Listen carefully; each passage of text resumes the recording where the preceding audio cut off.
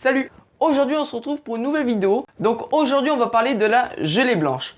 Donc qu'est-ce que c'est la gelée blanche? Premièrement on va parler de la formation. Donc comment se forme la gelée blanche?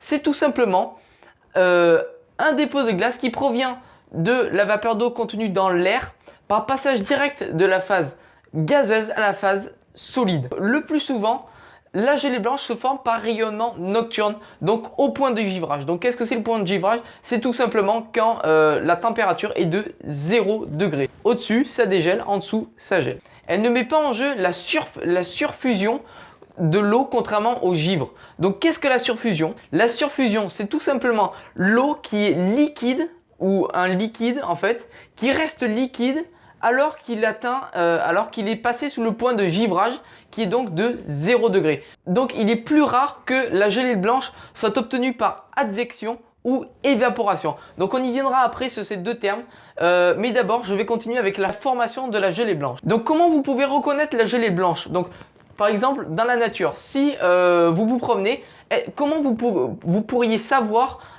qu'est-ce qui est de la gelée blanche, qu'est-ce qui n'est pas de la gelée blanche? Vous pouvez rencontrer la gelée blanche sous 4 formes différentes. Vous pouvez la rencontrer sous une forme cristalline, sous une forme d'aiguille, sous une forme d'écaille ou alors sous une forme de plume. Voilà, il y a 4 façons différentes de distinguer la gelée blanche et donc c'est sous ces 4 formes que vous la trouverez principalement. La gelée blanche, il s'agit donc d'une forme gazeuse qui passe de la forme solide sans passer par la forme liquide. Il ne faut pas confondre également la rosée blanche de la gelée blanche. Tout simplement parce que la rosée blanche se forme quand les gouttes de rosée se déposent par condensation et donc viennent geler. C'est pas pareil, c'est une forme différente.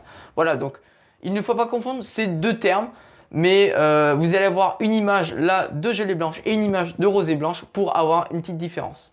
Et donc pour finir, on va voir 4 formes de gelée blanche. Première forme, il y a la forme par radiation. La gelée blanche par radiation se forme quand il y a une inversion de température et lorsqu'il y a un vent faible voire nul. Donc ça c'est une forme de gelée blanche. Maintenant on va voir la forme par évaporation. Par évaporation, c'est lorsqu'une masse d'air est amenée à une température proche du point de congélation dans une masse d'air non saturée. Ensuite on a la forme de gelée blanche par advection. Par advection, c'est lorsque l'air chaud et humide passe au-dessus donc de l'air froid et sec et donc ça crée une gelée blanche par advection. Et ensuite on a la quatrième, donc c'est par mouvement. Comment se forme la gelée blanche par mouvement? La gelée blanche par mouvement se forme également lorsqu'un avion vole à des températures sous le point de congélation et ensuite brusquement qu'il descend dans un air chaud et humide mais non saturé. Et voilà pour l'explication de la gelée blanche. Donc j'espère que ça vous aura plu. J'ai essayé de faire de mon mieux pour expliquer le mieux possible et le plus clairement possible la gelée blanche. Dites-moi dans les commentaires ce que vous pensez de cette prestation. Et donc si ce contenu vous plaît, je continuerai à vous faire ce type de vidéos qui sont pour moi en tout cas vraiment très intéressantes, mais je ne sais pas si ça va vous plaire. Donc dites-moi dans les commentaires ce que vous en avez pensé.